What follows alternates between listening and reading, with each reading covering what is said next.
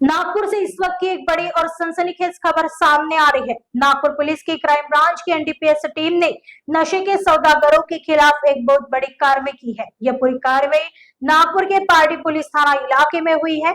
Crime branch की anti narcotics sale जब गश्त पर थी, तभी भंडारा नागपुर राष्ट्रीय राजमार्ग पर उमिया कॉम्प्लेक्स के पास एक ट्रक ड्राइवर की हरकतें संदेहास्पद लगी। पुलिस ने बिना वक्त गवाए उस अशोक लीलैंड ट्रक की तलाशी ली और जैसे ही ट्रक के कैबिन को खंगाला गया, पुलिस के भी होश उड़ गए। ट्रक के कैबिन से पुलिस को 50 किलो 560 ग्राम अवैध गांजा बरामद हुआ।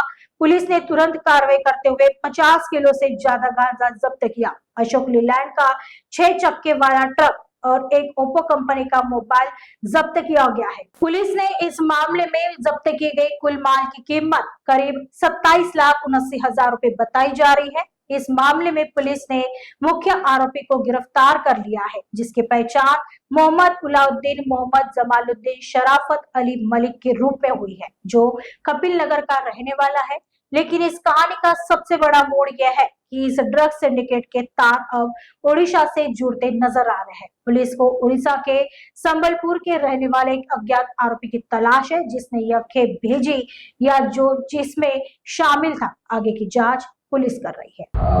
एनडीपीएस पथक, अंमली विरोधी पथक, क्राईम ब्रांचचे पथक आम्ही शहरामध्ये पेट्रोलिंग करत होतो आणि आम्ही पेट्रोलिंग करत असताना पारडी भागामध्ये आम्ही ज्यावेळेस गेलो त्यावेळेस उमिया बस स्टॉप भंडारा नागपूर रोडवर एक ट्रक संशयित तिथे उभं होता आणि त्या ट्रकचा जो चालक होता त्याच्या हालचाली संशयास्पद वाटल्या। तो कॅबिनमध्ये वारंवार जाऊन उतरून खाली येत होता, तर त्यामुळे आम्ही त्याच्यावर संशय आल्याने त्याला आमची सर्वांची ओळख देऊन त्याला विचारलं की याच्यामध्ये तुझं काय। तर त्यांनी उडवाउडवीची उत्तरं दिली, समाधानकारक अशी उत्तरं दिली नाही। त्यामुळे मग त्याला आमचा सर्वांचा परिचय देऊन त्याच्या ट्रकच्या कॅबिनची झडती घेतली असता त्याच्या ट्रकच्या कॅबिनमध्ये आम्हाला 2 बोरी गांजा सदृश्य पदार्थ दिसले। त्याची आम्ही फॉरेन्सिक टीमकडून पडताळणी करून घेतली आणि ते गांजाच असल्याबाबत त्याच्यावर आम्ही कारवाई केली आणि त्याच्यावर गुन्हा पारडी पोलीस स्टेशनला आहे। आरोपीचे नाव आहे मोहम्मद अलाउद्दीन जमालुद्दीन शराफत अली। तो सध्या किरायाने म्हाडा क्वार्टर कपिलनगर येथे राहतो आहे। हल्ली मुक्काम त्याचा उत्तर प्रदेश आहे आणि त्यांनी जो हा गांजा जो आहे तो ओडिसा संबलपूर येथून आणल्याची प्राथमिक खबर आहे। त्याबाबत तपास सुरू आहे।